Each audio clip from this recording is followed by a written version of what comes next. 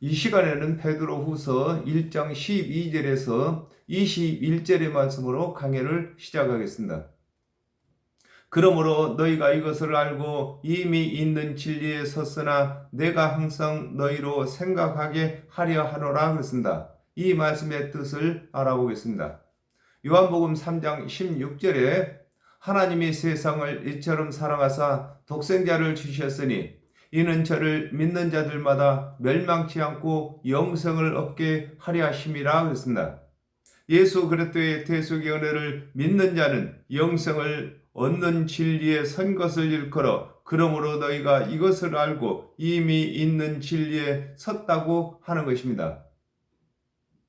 예수 그리스도의 대속의 은혜를 믿는 것은 이미 구원의 도에 선 것을 설명하고 있는 것입니다. 계시록 14장 6절에 또 보니 다른 천사가 공중에 날아가는데 땅에 거하는 자들 곧 여러 나라와 족속과 방언과 백성에게 전할 영원한 복음을 가졌더라 그랬습니다. 예수 그리스도의 대속의 은혜는 믿는 자들에게 단번에 얻는 구원의 영원한 복음이나 믿는 자들의 방종함과 그 은혜를 항상 상기시키기 위하여 베드로는 편지를 보내는 것을 일컬어 내가 항상 너희로 생각하게 하려 한다고 하는 것입니다. 베드로는 예수 그리스도의 대속의 은혜를 믿는 자들이 구원의 반열에 섰으나 다시금 편지하는 이유는 방종하거나 예수 그리스도의 대속의 은혜를 잊지 않게 하기 위해서 이렇게 편지를 쓴다고 하는 것입니다. 내가 이 장막에 있을 동안에 너희를 일깨워 생각하게 함이 옳은 줄로 여기노니 그랬습니다. 이 말씀의 뜻을 알아보겠습니다. 고린도후서 5장 1절에 만일 땅에 있는 우리의 장막집이 무너지면 하나님께서 지은 집 곧 손으로 지은 것이 아니요 하늘에 있는 영원한 집이 우리에게 있는 줄 아나니 그랬습니다. 육체의 삶이 있는 동안을 일컬어 내가 이 장막에 있을 동안이라고 하는 것입니다. 우리의 영은 영원한데 우리의 육체는 강건하면 70이요 80이라겠습니다. 그러므로 베드로도 이 60이나 이 70이나 이 80된 이 육체의 장막이 무너질 것이 곧 가까워졌다고 하는 것입니다. 요한복음 13장 14절에 내가 주와 또는 선생이 되어 너희의 팔을 씻겼으니 너희도 서로 팔을 씻기는 것이 옳으니라 그랬습니다. 베드로는 육체의 생명이 있는 동안에 처음 믿는 성도들에게 복음의 높이와 넓이와 길이와 깊이를 가르쳐야 할 것을 일컬어 너희를 일깨워 생각하게 함이 옳다고 하는 것입니다. 그렇습니다. 구원은 예수 그리스도의 대속의 은혜를 믿기만 하면 되는 것이지만 이 믿음을 유지하기 위해서는 예수 그리스도의 은혜에 대해서 더 깊이 알아가야 하는 것을 설명하고 있는 것입니다.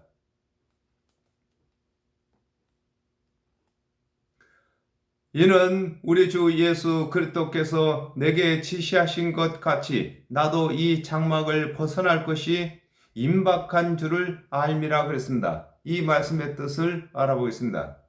요한복음 21장 19절에 이 말씀을 하심은 베드로가 어떠한 죽음으로 하나님께 영광을 돌릴 것을 가리키심이로라. 이 말씀을 하시고 베드로에게 이르시되 나를 따르라 하시니 그랬습니다. 예수 그리스도께서 베드로가 어떠한 죽음을 당할 것을 말씀하신 것과 같이 그 죽음이 곧 다가오는 것을 일컬어 이는 우리 주 예수 그리스도께서 내게 지시하신 것 같이 나도 이 장막을 벗어날 것이 임박한 줄을 안다고 하는 것입니다. 사람은 태어나면 죽는 것은 정한 것인 것입니다. 그러므로 베드로도 예수 그리스도께서 베드로의 죽음을 말씀하신 것처럼 베드로의 자신의 죽음이 임박한 것을 말하고 있는 것입니다. 디모데후서 4장 6절에서 7절에 간제와 같이 벌써 내가 부음이 되고 나의 떠날 기약이 가까웠도다. 내가 선한 싸움을 싸우고 나의 달려갈 길을 마치고 믿음을 지켰으니 그랬습니다. 예수 그리스도의 대속의 은혜를 믿는 자들은 예수 그리스도의 대속의 은혜 안에서 일생을 마치게 되는 것임을 설명하고 있는 것입니다. 그렇습니다. 베드로가 예수 그리스도의 제자이며 사도이면서 예수 그리스도와 함께 했고 또 예수 그리스도를 대신해서 복음을 전하고 그 후에는 이제 육체의 생명을 마치게 되는 것을 설명하고 있는 것입니다. 내가 힘써 너희로 하여금 나의 떠난 후에라도 필요할 때는 이런 것을 생각나게 하려 하노라 그랬습니다. 이 말씀의 뜻을 알아보겠습니다. 베드로전서 1장 1절에서 2절에 예수 그리스도의 사도 베드로는 본도, 갈라디아, 갑바도기아, 아시아와 비두니아에 흩어진 나그네 곧 하나님 아버지의 미리 아심을 따라 성령의 거룩하시게 하심으로 순종함과 예수 그리스도의 피 뿌림을 얻기 위하여 택하심을 입은 자들에게 편지하노니 은혜와 평강이 너희에게 더욱 많을지어다 그랬습니다. 사도 베드로가 예수 그리스도께서 이르시고 보이신 복음을 기록하여 편지로 본도, 갈라디아, 갑바도기아, 아시아와 비두니아에 보내므로 베드로가 육체의 생명을 마친 후에도 이들이 베드로 전후서를 통하여 예수 그리스도의 은혜와 평강이 더욱 많게 얻게 되는 것을 일컬어 내가 힘써 너희로 하여금 나의 떠난 후에라도 필요할 때에는 이런 것을 생각나게 하려 한다고 하는 것입니다. 오늘날에도 베드로가 전후서에 편지를 써놨기 때문에 베드로가 써놓은 전후서로 하여금 저와 여러분이 은혜를 받고 있는 것입니다. 우리 주 예수 그리스도의 능력과 강림하심을 너희에게 알게 한 것이 공교히 만든 이야기를 쫓는 것이 아니오 우리는 그의 크신 이엄을 친히 본 자라 그랬습니다. 이 말씀의 뜻을 알아보겠습니다. 로마서 1장 3절에서 4절에 이 아들로 말하면 육신으로는 다윗의 혈통에서 나셨고 성결의 영으로는 죽은 가운데서 부활하여 능력으로 하나님의 아들로 인정되셨으니 곧 우리 주 예수 그리스도시니라 그랬습니다. 창세 이후에 죽은 가운데서 살아난 사람이 없는데 예수 그리스도께서 죽은 가운데서 살아나신 것을 일컬어 우리 주 예수 그리스도의 능력이라고 하는 것입니다. 세상에는 능력이 많이 있겠지만은 죽은 가운데서 다시 살아난 능력은 예수 그리스도의 뿐이 없는 것인 것입니다. 마태복음 17장 1절에서 3절에 엿새 후에 예수께서 베드로와 야고보와 그 형제 요한을 데리시고 따로 높은 산에 올라가셨더니 저희 앞에서 변형되사 그 얼굴이 해같이 빛나며 옷이 빛과 같이 희어졌더라. 때에 모세와 엘리야가 예수로 더불어 말씀하는 것이 저희에게 보이거늘 그랬습니다. 베드로가 예수 그리스도의 강림하심을 가르치는 것이 공교히 만든 이야기가 아니라 변화산에서 목격한 것과 또 예수 그리스도께서 강림하신다고 하신 것을 가르친 것을 일컬어 예수 그리스도의 능력과 강림하심을 너희에게 알게 한 것이 공교히 만든 이야기를 쫓는 것이 아니오 우리는 그의 크신 이엄을 친히 본 자라고 하는 것입니다.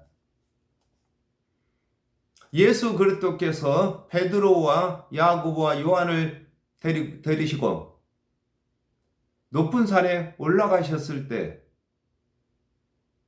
예수 그리스도의 몸이 변형되시고 죽은 모세와 또 산채로 승천한 엘리야를 만났습니다. 이것을 두고 베드로는 예수 그리스도의 재림 때의 일이라고 하는 것입니다. 베드로는 예수 그리스도의 대속의 은혜를 믿고 죽은 자의 대표이고, 엘리야는 예수 그리스도의 대속의 은혜를 믿는 자 중에 살아서 강림을 맞이한 자의 대표로 예수 그리스도의 재림 때를 설명하고 있는 것입니다. 지극히 큰 영광 중에서 이러한 소리가 그에게 나기를, 이는 내 사랑하는 아들이요 내 기뻐하는 자라 하실 때에 저가 하나님 아버지께 존귀와 영광을 받으셨느니라 그랬습니다. 출애굽기 40장 34절에서 35절에 그 후에 구름이 해막에 덮이고 하나님의 영광이 성막에 충만하매 모세가 해막 안에 들어갈 수 없었으니 이는 구름이 해막 위에 덮이고 여호와의 영광이 성막에 충만함이었으며 그랬습니다.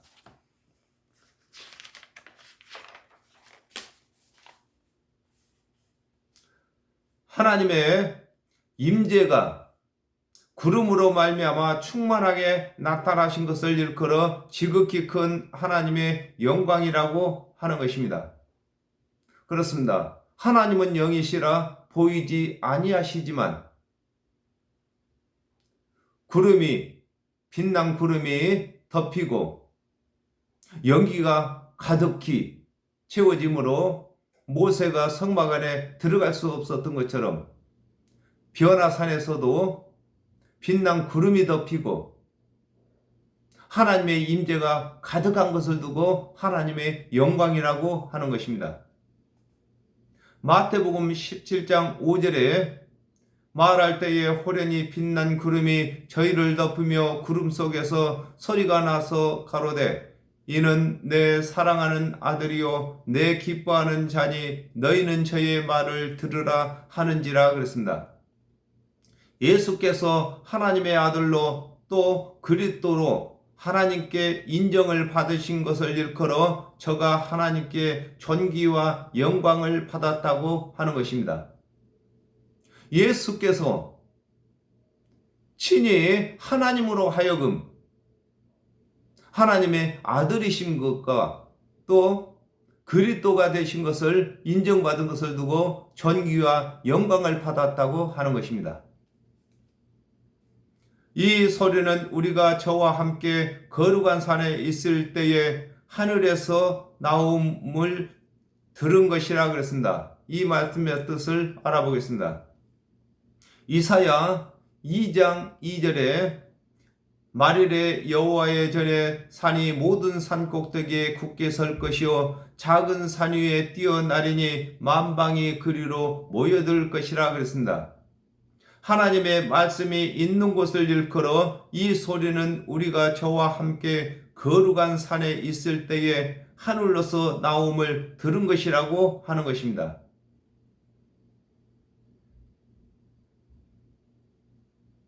예수 그리스도께서 베드로와 야고보와 요한을 데리고 올라간 산이 거룩한 산이 아니라 하나님께서 말씀하신 산이기 때문에 거룩한 산이라고 하는 것입니다. 누가복음 3장 21절에서 22절에 백성이 다 세례를 받을새 예수도 세례를 받으시고 기도하실 때에 하늘이 열리며 성령이 형체로 비둘기같이 그의 위에 강림하시더니 하늘로서 소리가 나기를 너는 내 사랑하는 아들이라 내가 너를 기뻐하노라 하시니라 그랬습니다. 하나님께서 말씀하시는 것을 일컬어 하늘로서 소리가 났다고 하는 것입니다. 하나님은 하늘이십니다. 그러므로 하나님께서 말씀하신 것을 두고 하늘로서 소리가 났다고 하는 것입니다. 또 우리에게 더 확실한 예언이 있어 어두운데 비치는 등불과 같으니 날이 새어 샛별이 너희 마음에 떠오르기까지 너희가 이것을 주의하는 것이 가하니라 그랬습니다. 이 말씀의 뜻을 알아보겠습니다. 요한복음 1장 45절에 빌립이 나다렛을 찾아 이르되 모세가 율법에 기록하였고 여러 선지자가 기록한 그 일을 우리가 만났으니 요셉의 아들 나사렛 예수니라 그랬습니다.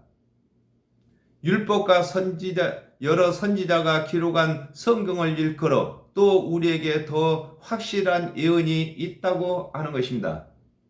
성경은 예언서인 것입니다. 구약은 하나님께서 언약하신 그리스도에 대한 예언이고, 신약은 하나님의 언약을 성취하심과 동시에 앞으로 사후에 되어질 예언을 한 예언서인 것입니다. 고린도후서 4장 6절에 어두운 데서 빛이 비치리라 하시던 그 하나님께서 예수 그리스도의 얼굴에 있는 하나님의 영광을 아는 빛을 우리 마음에 비치시니라 그랬습니다. 아담과 하와가 범죄하여 정령 죽게 된 죄인들에게 예수 그리스도께서 이르시는 대속의 은혜를 일컬어 어두운 데 비치는 등불 같다고 하는 것입니다.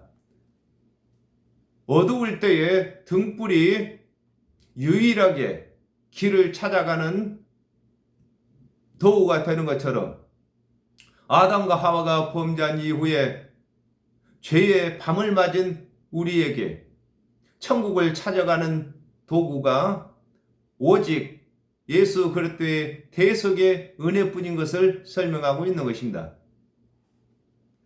요한복음 14장 26절에 보혜사 곧 아버지께서 내 이름으로 보내실 성령 그가 너희에게 모든 것을 가르치시고 내가 너희에게 말한 모든 것을 생각나게 하시리라 그랬습니다. 성경의 말씀을 성령이 임하여 깨닫게 하실 때까지 임으로 해석하지 말 것을 두고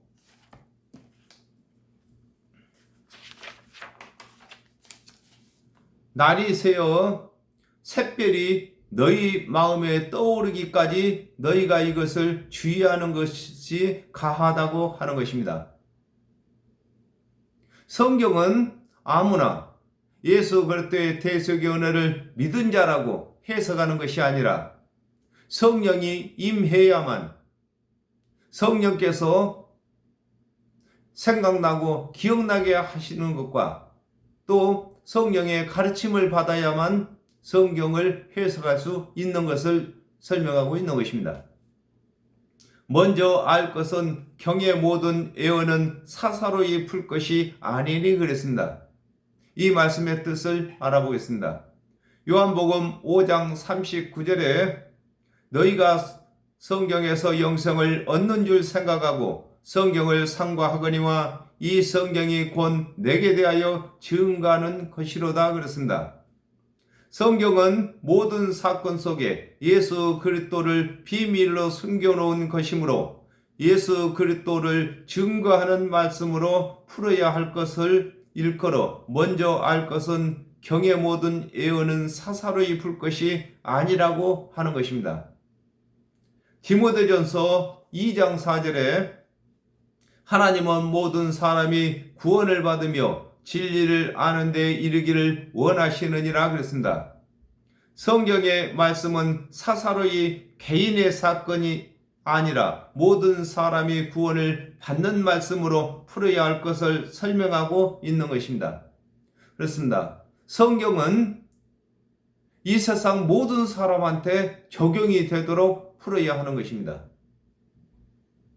모든 사람이 구원을 받으며 또 믿지 아니하는 사람들은 심판의 말씀으로 이렇게 풀어야 할 것을 설명하고 있는 것입니다.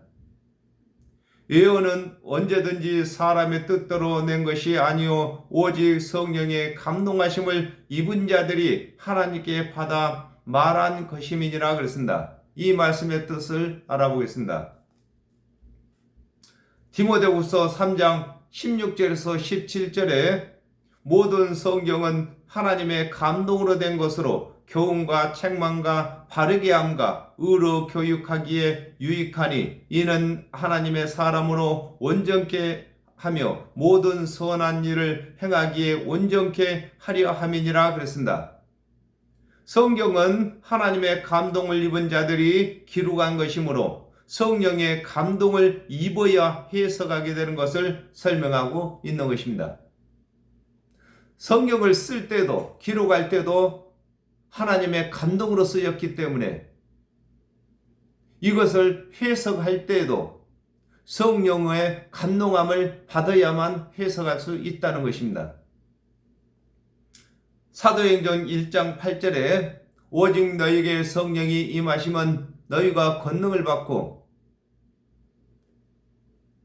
예루살렘과 온 유대와 사마리아와 땅끝까지 이르러 나의 증인이 되리라 하시니라 그랬습니다. 성령이 임한 자들은 하나님의 감동으로 기록된 성경을 해석하는 능력을 주시고 또 예수 그리스도를 대신하여 구원의 일을 할 수 있는 것을 설명하고 있는 것입니다. 성령을 받아야만 성경을 해석하며 해석된 그 말씀을 복음으로 전할 수가 있다는 것입니다. 계시록 22장 16절에 나 예수는 교회들을 위하여 내 사자를 보내어 이것들을 너희에게 증거하게 하였노라. 나는 다윗의 뿌리요 자손이니 곧 광명한 새벽별이라 하시더라 그랬습니다. 성령이 임한 자만 샛별이 마음에 떠오른 자가 되고 샛별이신 예수 그리스도를 대신하여 구원의 일을 할 수 있는 것을 설명하고 있는 것입니다. 그렇습니다. 예수 그리스도께서 새벽별이십니다. 곧 새벽별이라는 뜻은 샛별이라는 뜻인 것입니다. 그러므로 성령이 임해야만 예수 그리스도께서 우리 마음에 계시는 것입니다. 그러므로 성령이 받기 전에는 하나님의 이 말씀을, 이 성경을 배우기만 하고 스스로 해석을 해서는 아니 되는 것이며 성령이 임하시게 되면은 성경을 스스로 해석하여 남을 가르칠 수 있는 것이 되는 것을 설명하고 있는 것입니다. 오늘은 여기까지 하겠습니다. 감사합니다.